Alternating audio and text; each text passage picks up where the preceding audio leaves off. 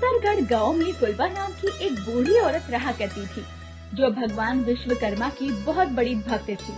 दरअसल ये गांव अपने चमत्कारिक मंदिरों के लिए बहुत प्रसिद्ध था।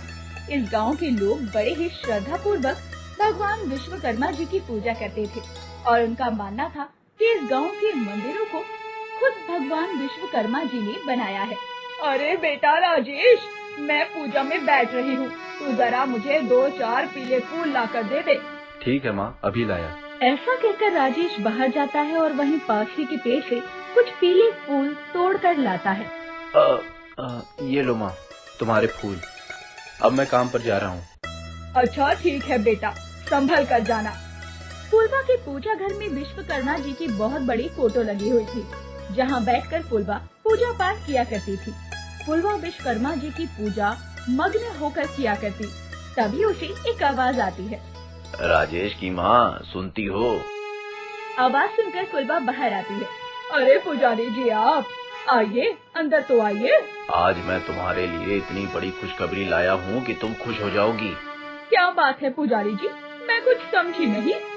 वो उस दिन तुमने राजेश के लिए लड़की देखने की बात कही थी ना? हाँ, तो मेरी क्या हुई? अरे हमारे राजेश के लिए ऐसा रिश्ता आया है कि तुम्हें विश्वास नहीं होगा। यहीं पास के ही शहर की लड़की है। लड़की वालों को राजेश बहुत पसंद आया है, बस चट मंगनी और पट ब्याह करना चाहते हैं। ये सब सुनकर फुलवा थोड़ी घबरा जाती है। क्या हुआ फुलवा बहन, इतनी बड़ी खुशखबरी सुनकर तुम उदास क्यों हो गई? पुजारी जी, हमारा ये गांव विश्वकर्मा जी के चमत्कारिक मंदिरों से भरा पड़ा है। हमारे दिन की शुरुआत उनकी पूजा पाठ से ही होती है, लेकिन ये शहर की लड़की क्या समझेगी इन सब बातों को? ऐसा थोड़े ना है, ब्याह के बाद हर लड़की अपने ससुराल वालों के रंग ढंग में ढल ही जाती है। वैसे भी अब तुम बूढ़ी हो गई हो, तुम्हें भी तो कोई सहारा चाहिए कि नहीं? ऐसा रिश्ता बार बार नहीं आता। पुजारी जी की बात सुनकर फुलवा इस रिश्ते के लिए हाँ कर देती है और फिर राजेश की शादी राधिका से हो जाती है। राधिका रसोई घर में अपनी पहली रसोई बना रही होती है। वाह, हलवा देखने में तो बड़ा ही स्वाद लग रहा है, जरा चक्के तो देखो। ये क्या कर रही है बेटी? आज तुम्हारी पहली रसोई है, इसे चख कर झूठा मत करो। सबसे पहले थोड़ा सा हलवा निकाल कर विश्वकर्मा जी के चरणों में अर्पित कर दो, तब जाकर किसी को देना। ये सब सुनकर राधिका जोरों से हंसने लग जाती है। माँ जी, यहाँ तो दुनिया चांद पर पहुँच गई है और आप ये कैसी अंधविश्वास की बातें कर रही हो? अरे नहीं बेटा, हमारे गांव में विश्वकर्मा जी की कृपा है। यहाँ पर कई सारे मंदिर अचानक रातों रात बने हैं। उनकी पूजा किए बिना हम कोई शुभ काम नहीं करते। आपको मानना है ना तो मानिए, लेकिन मैं नहीं मानती इन सब दाकियानूशी बातों को। ऐसा कहकर राधिका बिना विश्वकर्मा जी को भोग लगाए हलवा खाने लग जाती है। राधिका कभी भी पूजा पाठ नहीं किया करती थी और तो और वो भगवान विश्वकर्मा जी का मजाक भी उड़ाया करती। बेटा, तुम्हें ना मानना हो तो ना मानो, लेकिन इस तरह विश्वकर्मा भगवान जी का मजाक तो ना उड़ाया करो। माँ जी, मैं शहर की पढ़ी लिखी लड़की हूँ, मैं नहीं मानती इन सब बातों को। अच्छा, तो जिस दिन अपनी आँखों से देख लोगी तब तो मानोगी ना? तब का तब देखेंगे। फुलवा चाहती थी कि उसकी ही तरह राधिका भी विश्वकर्मा जी की पूजा करे, इसीलिए उसे यकीन दिलवाने वो राधिका को विश्वकर्मा भगवान जी के एक चमत्कारिक मंदिर में ले जाती है, जो देखने में बहुत सुंदर था। अरे वाह माँ जी, ये मंदिर तो बहुत सुंदर है, बनाने वाले ने क्या खूब बनाया है। बेटा, ये मंदिर किसी इंसान ने नहीं बल्कि स्वयं भगवान विश्वकर्मा जी ने बनाया है। लीजिए, आप तो फिर से शुरू हो गयी। तभी राधिका की नजर वहीं पास ही में एक तालाब के पास बनी मूर्ति पर पड़ती है, जिसमें एक औरत अपने हाथ में अपने बच्चे को लिए खड़ी हुई थी। ये किसकी मूर्ति है माँ जी? बेटा, ये हमारे गांव की ही औरत है। ऐसा कहते हैं कि इसने विश्वकर्मा भगवान को मंदिर बनाते हुए देख लिया था, जिसके बाद ये पत्थर की बन गई। ऐसा भी कहीं होता है कि भला? अरे छोड़ो, जब तुम्हें मानना ही नहीं है तो क्या फायदा है कहकर। हाँ, मुझे भी नहीं सुननी आपकी ये बिना सर पैर की बातें। उस रात राधिका गहरी नींद में सो रही थी, तभी उसे हथौड़े के पीटने की आवाज आती है। अरे ये क्या, इतनी रात गए कौन हथौड़ा पीट रहा है?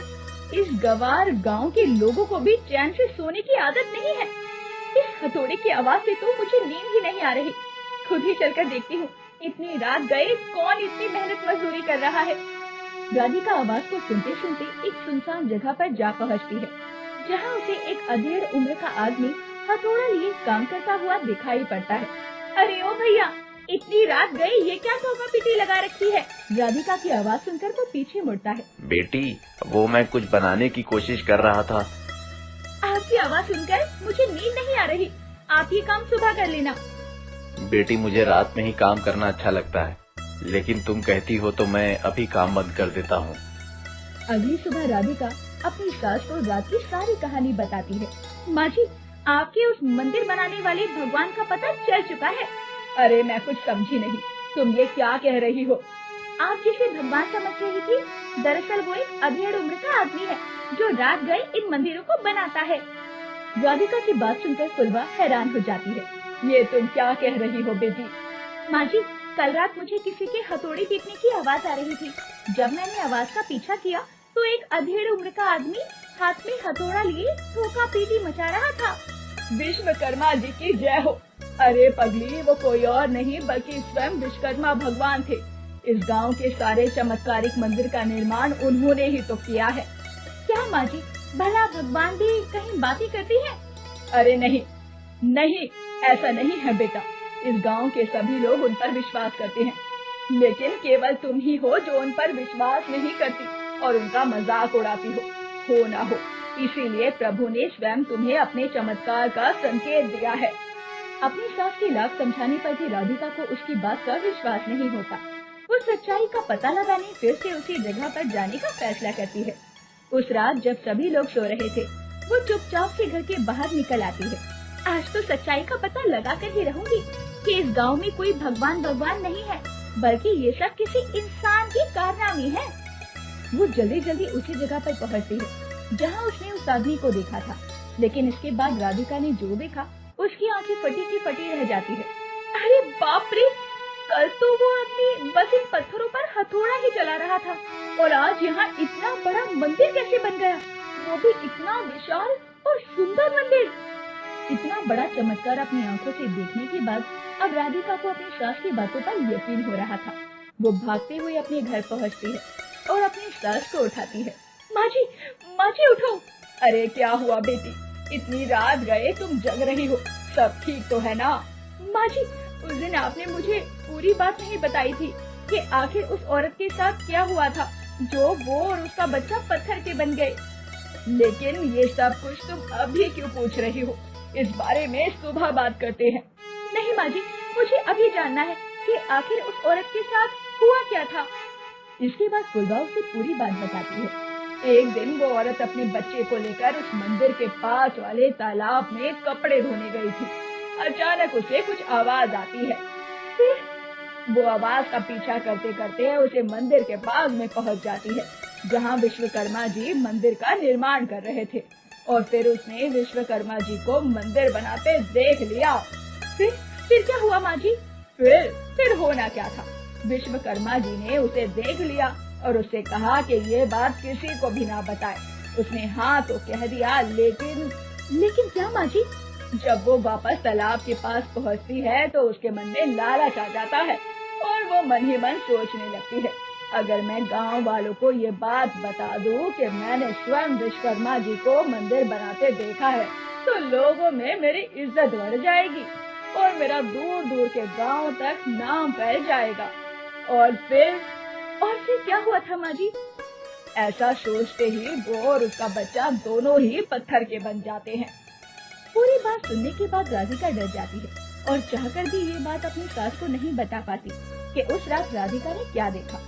अगली सुबह फुलवा राधिका को देखकर हैरान हो जाती है। राधिका हाथ जोड़े भगवान विश्वकर्मा जी की पूजा कर रही थी। आइए माँ जी, साथ मिलकर पूजा करते हैं। इसके बाद राधिका भी अपनी सास की ही तरह भगवान विश्वकर्मा जी की भक्त बन जाती है। इन छोटे मोटे प्रोग्रामों से कितना कमा लेते हो?